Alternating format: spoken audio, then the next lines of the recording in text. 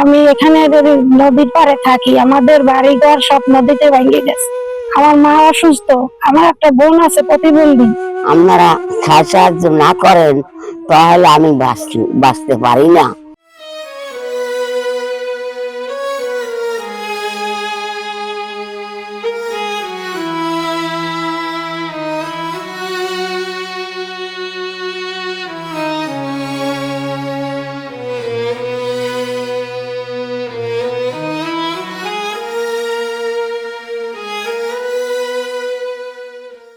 আমার একটা আবেদন, আমি এখানে নদীর পাড়ে থাকি, আমাদের বাড়িঘর সব নদীতে ভেঙে গেছে। আমার মা অসুস্থ, আমার একটা বোন আছে প্রতিবন্ধী। সোহেল মঞ্জু মন্ত্রী, এর কাছে আমি একটা আবেদন করছি, আমার এই একটু ব্যবস্থা করে দিন। আমার যে থাকার জায়গা একটু ব্যবস্থা করে দিন।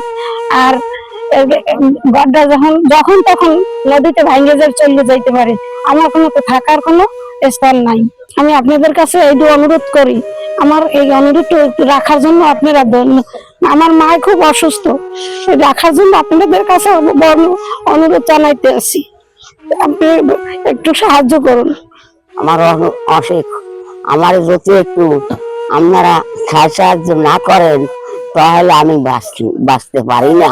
আমি নদীতে বাসকিয়া যে কোনো সময় যাইতে পারি, নদীর ভিতরে আমার ঘর।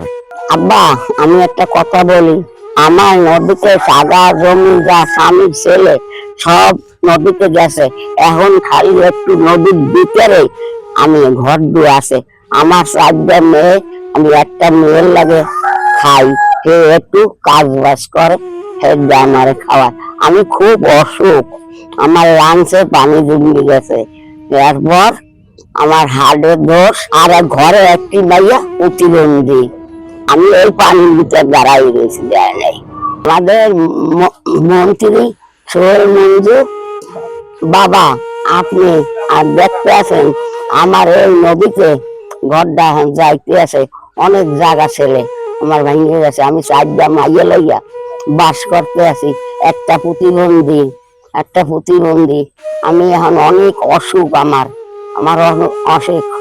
আমার যদি একটু আপনারা সাহায্য না করেন তাহলে আমি বাঁচতে পারি না।